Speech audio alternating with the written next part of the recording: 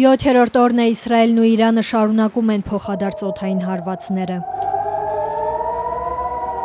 Behind me, a missile struck one of the buildings.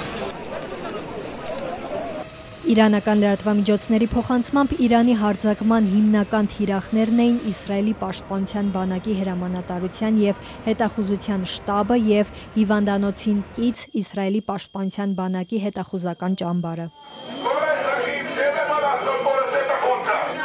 Բենյամին Նեթանյահուն զգուշացրել է Իրանը ծանր գին կվճարի հիվանդանոցի վրա հրթիռ արձակելու համար։ Իսրայելի բանակին հրամայվել է ուժեղացնել Իրանի վրա հարվածները։ Հաղորդվում է, որ Իսրայելը հարված է հասցրել Արաքի ծանր ջրի հետազոտական ռեակտորի մոտակայքում գտնվող տարածքին, որը Իրանի միջուկային ծրագրի մաս է կազմում։ Իրանից հայտնում են, որ ճառագայթման վտանգ չկա, քանի որ օբյեկտը տարհանվել էր հարձակումից առաջ։ Լարված հակամարտության ֆոնին Միացյալ Նահանգների նախագահ Դոնալդ Թրամփը հրաժարվել է հստակ ասել, արդյոք Վաշինգտոնում հստակ որոշում կա Իսրայելի օդային գործողություններին միանալ-չմիանալու վերաբերյալ։